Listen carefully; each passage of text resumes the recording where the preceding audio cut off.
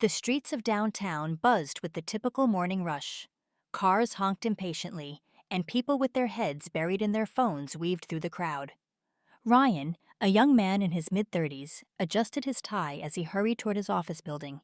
He was running late, again, and he could already picture the disappointed look on his boss's face. As he reached the crosswalk, the light turned green for pedestrians. Ryan stepped forward, but out of the corner of his eye, he noticed an elderly man standing on the curb. The man clutched a grocery bag in one hand and a cane in the other, his frail body teetering as the crowd pushed past him. Something tugged at Ryan's chest. He sighed, hesitated for a moment, and then walked back. "Sir, do you need help crossing?" he asked, his voice gentle. The old man looked up, startled at first, but then gave a shaky nod. "Thank you, young man. These legs aren't what they used to be." Ryan smiled and offered his arm. Together they crossed the bustling street at a slow, careful pace. Ryan's phone buzzed in his pocket, probably a reminder of his late meeting, but he ignored it. "Take care, sir," Ryan said as they reached the other side. The old man beamed at him, his gratitude evident in his tired eyes. Ryan turned to leave, but that moment of kindness would soon lead to an unexpected chain of events. As Ryan continued walking, he noticed a commotion behind him. The elderly man had dropped his bag, and the contents spilled onto the sidewalk. Ryan turned back instinctively, bending down to help gather the items: a loaf of bread, some fruit, and a small box. "Thank you, son," the man said, his voice trembling. But as Ryan handed the box back, the man suddenly clutched his chest and collapsed. "Sir, are you okay?" Ryan asked, panic rising in his voice. A crowd began to gather. Someone shouted, "Call an ambulance!" while another person pulled out their phone to dial. Before Ryan could process what was happening, a woman in the crowd pointed at him. "I saw him. He grabbed something from the old man's bag just before he fell." Ryan froze. "What? No, I didn't," he protested. The woman crossed her arms. "I saw you bend down near his bag. Who knows what you did?" The murmurs started immediately, spreading through the crowd like wildfire. "Maybe he tried to take something," one man muttered. "Or worse, he could have hurt him." Ryan's stomach sank. "I didn't do anything. I was just helping him," he said, his voice louder now, but the suspicion in the air was palpable. The old man stirred, his frail body trembling as his eyes fluttered open. A pained groan escaped his lips, silencing the murmurs around him. He looked disoriented, his gaze darting across the faces that loomed over him, their expressions a mix of concern and suspicion. Then, his eyes landed on Ryan. His hand trembled as he raised it, pointing directly at him. It was him," the man rasped, his voice barely audible but sharp enough to pierce the fragile silence. "He was the last one near me before I fell." Ryan's stomach dropped. He blinked in disbelief, the weight of the accusation hitting him like a punch to the gut. "No," he stammered, his voice firm yet pleading. "Sir, you've got it wrong. I was helping you cross the street. I made sure you were okay."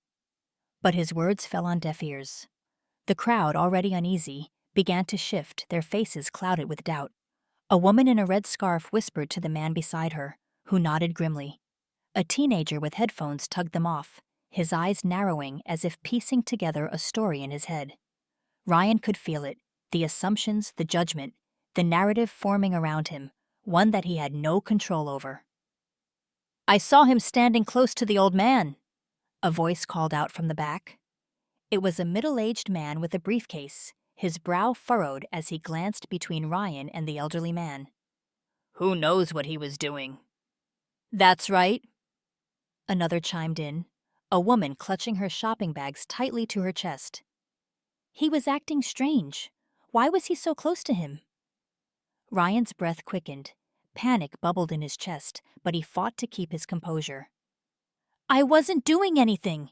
I was helping him," he repeated, louder this time, his eyes darting desperately between the faces surrounding him. But the whispers only grew louder, their edges sharp with accusation. "Someone call the police." a voice shouted from the back of the crowd. It was an older man with glasses, his tone resolute. "We can't just stand here and do nothing." Ryan's pulse raced.